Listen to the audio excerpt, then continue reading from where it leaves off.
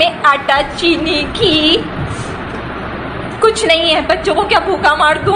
ये वीडियो है एक बहन की जो अपने हालात बयां कर रही है पाकिस्तान से। अनाज के लिए लोग इस तरह लड़ रहे हैं पाकिस्तान में। पाकिस्तान एक बहुत बड़े इकोनॉमिक क्राइसिस से गुजर रहा है, लेकिन सोचने वाली बात ये है कि ऐसी कौन सी गलतियां हो गई पाकिस्तान से जो उसे इस हालत में ले आई।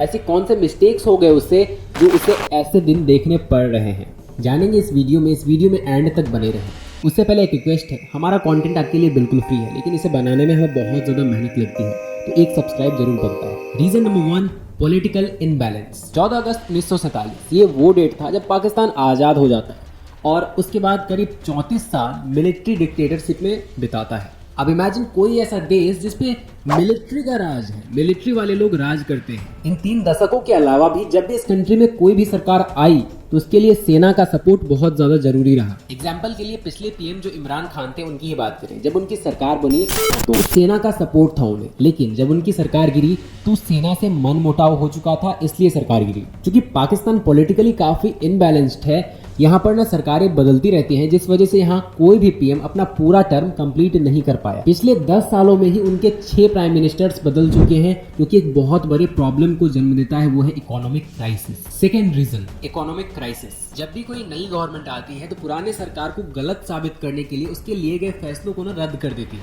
भले वो रूल्स अच्छे क्यों ना हो, और अपने रूल्स लाती है, और जिस वजह से उनका तो फायदा होता है लेकिन देश का फायदा नहीं।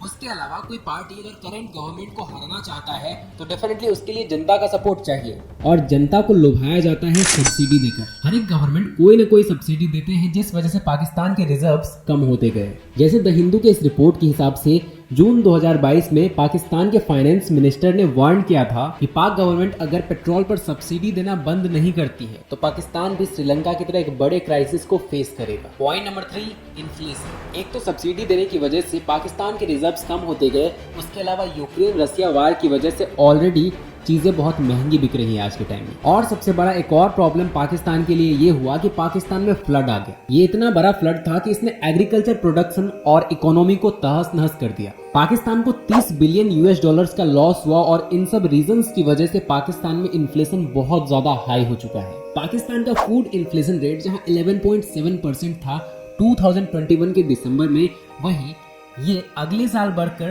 32.7% हो जाता है 2022 के दिसंबर में। ये चार्ट आप देख सकते हो, इसमें फूड आइटम्स का नाम लिखा गया है देन एंड नाउ करके, एंड उसके प्राइसेस पहले कैसे थे एंड आज कैसे हैं। प्याज जो पहले 36 रुपीज के मिलते थे आज वो 220 रुपीज के मिल रहे हैं। चिकन 210 से 383 हो गया है। Point number 4, high import and less export.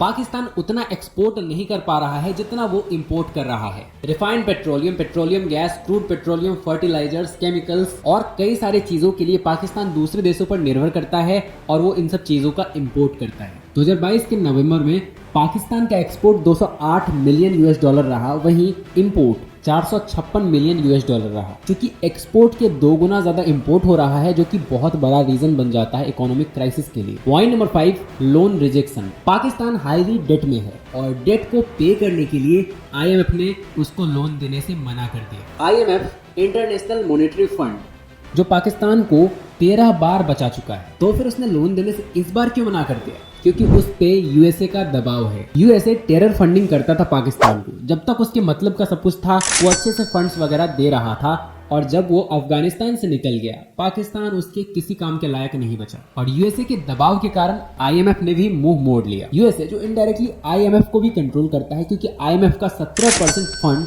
USA से ही जाता है। 1950 से लेकर आज तक पाकिस्तान को आईएमएफ ने 13 बार बेल आउट कराया है, लेकिन आज क्या हो गया? जब तक पाकिस्तान यूएसए के इशारों पर चलता रहा तब तक सब कुछ ठीक था, फंड वगैरह मिल रहे थे। जैसे यूएसए का मतलब खत्म हुआ, आज पाकिस्तान को आईएमएफ भी लोन नहीं दे रहा है। Point number 6, high in debt. Pakistan में बहुत कम ऐसी सरकार आई है जिसने इकोनॉमी पर ध्यान दिया हो और ऐसे स्टेप्स उठाए हो जो पाकिस्तान की इकोनॉमी को स्ट्रॉन्ग कर सके। पाकिस्तान इंटरनल पॉलिटिक्स और पर्सनल बेनिफिट के चलते फंसा रह गया, और जिस वजह से उसे बहुत ज्यादा डेट लेने पड़े। पाकिस्तान का कर्ज 60 ट्रिलियन पाकिस्तानी रुपीस हो चुका था अगस्त 2022 तक, जो कि ऑब्वियसली अब बढ़ गए होंगे, क्योंकि इतना सारा कर्जा है जो उसे चुकाना है, एंड डेफिनेटली लोन भी नहीं मिल रहा है उससे। तो पाकिस्तान गवर्नमेंट चीजों के कंजम्पशन को कम करने की कोशिश कर रही है। जैसे कि एनर्जी के बारे में बताऊं तो मॉल्स एंड रेस्टोरेंट्स 8 से 8:30 बजे बंद हो जाते हैं।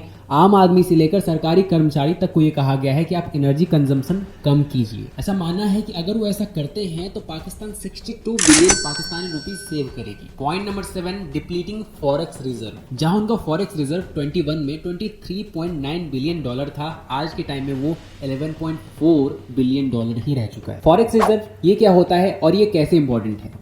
दो रीजंस हैं इसके इंपॉर्टेंट होने के। पहला तो ये करेंसी की वैल्यू को प्रोटेक्ट करने में मदद करता है। उसके अलावा वो देश अगर क्राइसिस झेल रही है तो उसको निकालने में भी वो मदद करता है। लेकिन यहाँ पर कोई मदद नहीं मिल सकता क्योंकि पाकिस्तानी फॉरेक्स रिजर्व्स इतने ज्यादा गिर गए हैं कि यूएस में जो पाकिस्तानी एम्बेसी है उस तक को ऑक्शन पर लगाना पड़ा। और जैसे ही फॉरेक्स रिजर्व्स कम हुई, पाकिस्तानी रुपी भी गिरना शुरू हो गई। $1 की कीमत जहां पहले 110 पाकिस्तानी रुपीस होते थे, आज के टाइम में वो 224 पाकिस्तानी रुपीस हो चुके हैं। Point number 8, past problems. Past में कुछ ऐसे प्रॉब्लम्स हुए हैं जिसका डायरेक्ट असर पाकिस्तान की इकोनॉमी पर देखने को मिला है। जैसे बांग्लादेश के लिए पाकिस्तान इंडिया से लड़ता है एंड उसमें $10 बिलियन खर्च होते हैं उसके, एंड बांग्लादेश भी हाथ से चला जाता है। इस वार में पाकिस्तान ने कुछ ऐसे रिसोर्सेज खोए जो उसके लिए बहुत ज्यादा इंपॉर्टेंट थे। वो उसे फाइनेंशियली स्टेबल बना रही थी, उसके साथ साथ उसे फाइनेंशियली बूस्ट भी कर रही थी। बांग्लादेश को खोने की वजह से पाकिस्तान ने उसके सी ट्रेड रूट को खोए जिससे वो बाकी देशों से बिजनेस करता था। उसके अलावा पाकिस्तान में टेक्सटाइल बिजनेस का एक बहुत बड़ा हिस्सा बांग्लादेश में था